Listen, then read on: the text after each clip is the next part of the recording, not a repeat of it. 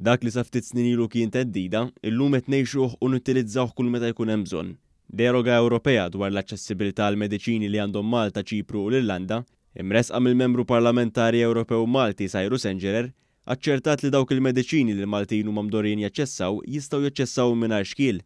Mingħajr din id-deroga kien hemm kwistjoni fejn il-Maltin u l-Awċin ma setgħux jixtru l-mediċini li għandhom fiduċja fihom.